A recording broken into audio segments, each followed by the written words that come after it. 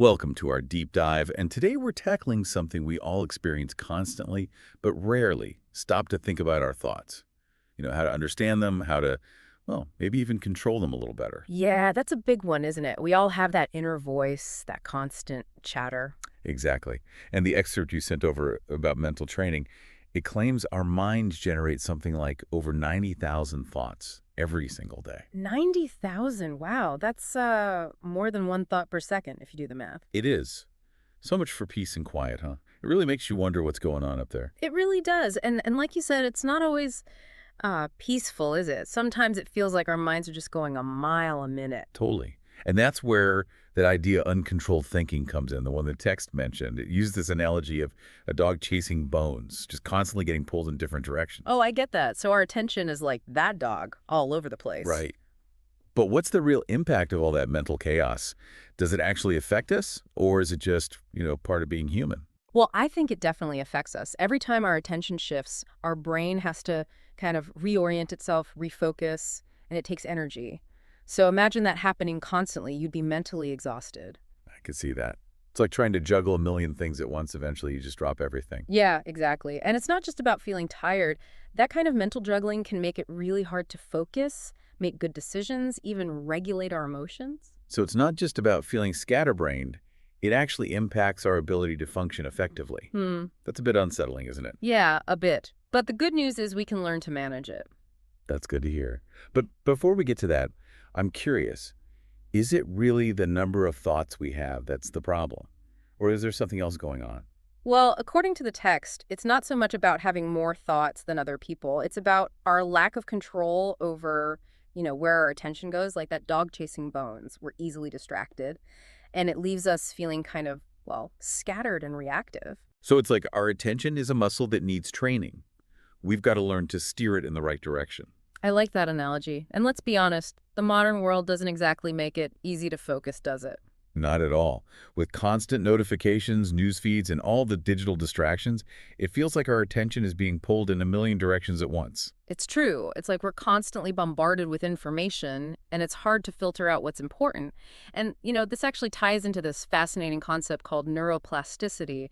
Essentially, our brains adapt to what we do most. So if we're constantly distracted, our brains literally become wired for distraction. So it's like we're training our brains to be, well, unfocused. In a way, yes. But the good news is that neuroplasticity works both ways. If we can learn to control our attention, we can actually rewire our brains for focus and clarity. Okay, that's pretty encouraging. But how do we even begin to do that? I mean, with that many thoughts swirling around, it seems like an impossible task. That's where mindfulness comes in. And I know it's become kind of a buzzword, but the text we're looking at describes it as a really powerful tool for training our attention and breaking free from that cycle of chasing thoughts. So instead of being the dog chasing bones, we're learning to be the owner, gently guiding our attention back to where we want it to be. You got it. Mindfulness is about paying attention to the present moment without judgment, just noticing our thoughts and feelings without getting swept away by them. Like imagine watching clouds drift by. We can see them, but we don't need to grab onto each one and let it carry us away, right? That's a great visual, yeah. But how does simply noticing our thoughts actually help? Doesn't it just make us more aware of all the mental chatter? It does make us more aware, but that's the first step. It creates a space between us and our thoughts. Instead of being consumed by them, we can kind of observe them with a sense of detachment. And in that space, we find a sense of peace and freedom. So it's about changing our relationship with our thoughts. We're not trying to stop them altogether, but rather choosing how we respond to them. Exactly. And that choice is where our power lies. We can choose to engage with thoughts that are helpful and productive, and we can choose to let go of those that are negative or unhelpful. And the more we practice, the stronger our focus becomes. I'm starting to see how this all fits together, but I'm also curious about those negative thoughts. The text really emphasizes how detrimental they can be, and not just to our mental health, but our physical health as well. You're right. That's a crucial point. And see, the text highlights that even a single negative thought can trigger a whole cascade of physiological responses in our bodies. Over 1,400 different reactions just from that one thought. 1,400. Seriously, what kind of reactions are we talking about? Well, think about it. Those reactions are designed to prepare us for a threat, right? So things like increased heart rate, muscle tension, the release of stress hormones like cortisol, it's that fight or flight response kicking in. It's like our bodies are on high alert, even when there's no real danger. Exactly. And when that happens chronically, due to constant negative thoughts, it takes a toll on our bodies. That's a bit scary, to be honest. So, if uncontrolled thinking and all those negative thoughts are so bad for us, how do we fight back? Is mindfulness really the key to getting things back on track? Mindfulness definitely plays a crucial role. Remember, it's not just about sitting on a cushion and meditating, although that can be helpful. It's really about cultivating that present moment awareness we can apply to any part of our lives. So, not escaping our thoughts, Hmm. but learning to manage them better. Okay, I'm starting to see the big picture here, and I definitely want to learn more about putting all this into practice.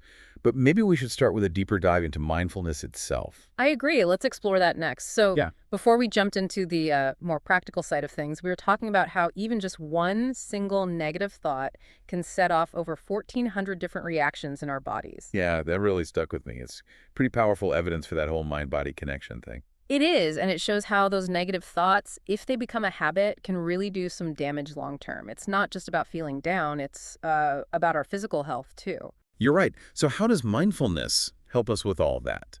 It seems like the key is to kind of break free from those negative thought patterns, but how do we actually do that? Well, think of mindfulness like training a muscle. The more we practice focusing on the present moment, the easier it gets to detach from those negative thought spirals. So we're not trying to stop thoughts altogether, just create some distance so they don't have such a strong hold on us. Exactly. And that's where specific techniques come in. The source you shared mentions a few that are really effective, things like focused breathing exercises, body scan meditations, even mindful walking. Okay, those sound familiar, Mm. but I think it would be helpful to break those down a bit more. Let's start with focused breathing. What does that actually involve? So it's pretty simple but powerful. You basically focus all your attention on your breath. Notice the feeling of each inhale, each exhale. You could focus on your chest rising and falling, the air going in and out of your nose, or how your belly moves. Just pick one thing and keep bringing your attention back to it whenever your mind wanders. So using your breath like an anchor to keep you grounded in the present moment. And I'm guessing that's the tricky part, right? Staying focused when there are so many distractions around us. It is tricky. Our minds love to wander, it's natural, but with practice, we get better at noticing those distractions and bringing our focus back to the present. It's a journey, not a destination, right? Okay, what about body scan meditations? I've heard of those, but not sure I totally get them. A body scan is a great way to become more aware of what's happening in your body. You basically bring your attention to different parts of your body one by one, starting with your toes and moving up. As you focus on each part, just notice any sensations: warmth, tingling, tightness, anything. So it's like taking a mental inventory of your body. I can see how that would be helpful for uh, noticing tension we might not even realize we're holding. And I guess it also connects us to the present moment. Absolutely. By tuning into those physical sensations, you're anchoring yourself in the here and now instead of getting lost in your thoughts. It's interesting how much our physical state reflects our mental state. Okay, let's talk about that last technique you mentioned, mindful walking.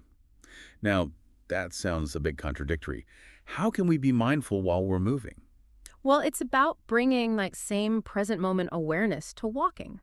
Instead of rushing from one place to the next on autopilot, you slow down, pay attention to each step, to what your body is doing. Really feel your feet on the ground. Notice the movement of your arms and legs. Even pay attention to what you see, hear, and smell around you. So we're fully present in the experience of walking, instead of letting our minds race ahead or dwell on other things. I like that. It sounds really grounding. It is, and you don't need to go for a hike in nature to practice it. You can do it anywhere, anytime, walking to the bus stop, walking around your office, even walking from your couch to the fridge. Finding those little moments of mindfulness in everyday life. I love that. It makes it seem much more doable. And speaking of doable, one thing I appreciate about these techniques is that they don't require any special equipment or a ton of time. That's right. You don't need any fancy gear or a retreat to experience the benefits of mindfulness.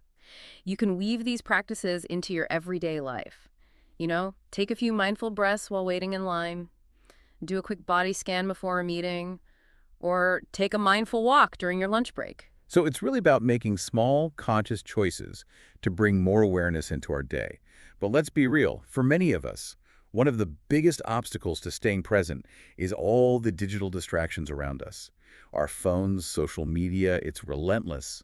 Any tips for dealing with that in a more mindful way? It's a challenge for sure. The key is being more intentional with how you use technology. So instead of mindlessly scrolling or checking emails every 5 minutes, set specific times for those things and try to stick to them. So basically, setting boundaries to reclaim some control over our attention. It's so easy to get sucked into that constant stream of notifications. It is. And remember, technology isn't all bad. There are tons of great mindfulness apps out there that can be really helpful too. You can use them for guided meditations, breathing exercises, all sorts of things. That's a good point. It's all about how we use it. But I'm also curious about the impact of mindfulness beyond just, managing stress and distractions. You mentioned earlier that it can actually improve our physical health. Tell me more about that. Yeah, that's one of the most exciting areas of research. We're learning that mindfulness has benefits that go way beyond just feeling calmer. It actually creates measurable changes in our bodies that can have a huge impact on our overall health. Okay, now you've got my attention. What kind of changes are we talking about? Well, for example, mindfulness has been shown to lower blood pressure, improve sleep quality, boost the immune system, even help manage chronic pain. And those are just a few examples. Wow, that's pretty impressive. But how does mindfulness actually do all that? Is it just about reducing stress, or is there something else going on? Stress reduction is a big part of it, but it's not the whole story. Mindfulness seems to work on a deeper level, impacting everything from our hormones to the activity of our genes. That's incredible. It sounds like mindfulness is a powerful tool for optimizing our health from the inside out. Tell me more about those specific mechanisms at play. Well, let's dive into that after we come back. There's a lot to unpack there.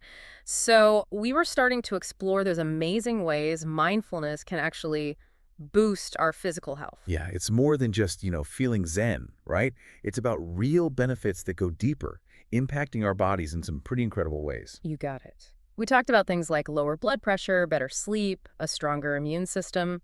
But what's really fascinating is how mindfulness seems to affect our biology in ways we're only starting to grasp. Right, and that's what I find so intriguing. There's actual science backing all of this up.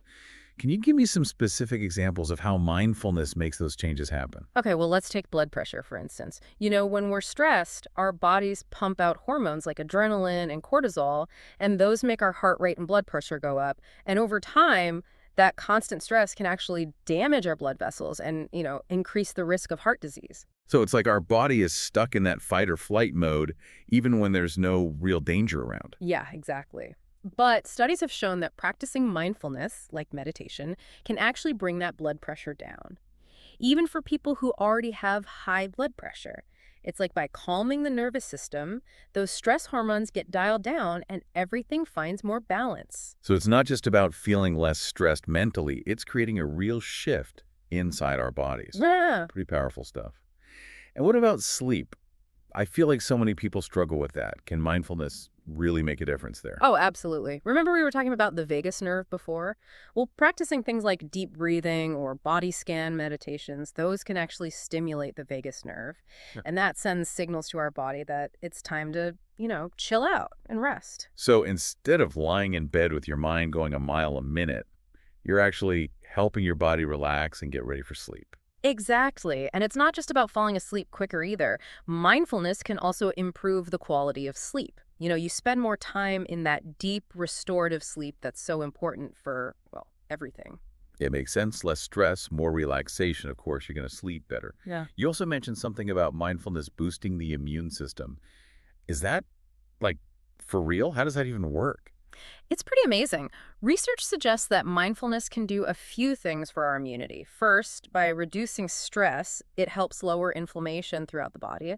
And, that chronic inflammation is linked to all sorts of health problems. So by getting that under control, we're giving our immune cells a better environment to work in. It's like creating a healthier internal landscape for our immune system to thrive. Exactly. Plus, some studies have even found that mindfulness can actually increase the activity of certain immune cells, those ones that help fight off, the bugs that make us sick. Wow, so it's like a double whammy.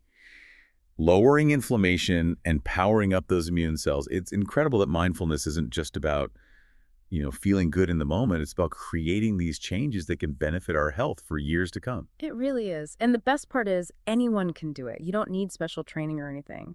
Just a willingness to be present, to pay attention to what's happening in your mind, your body, your surroundings.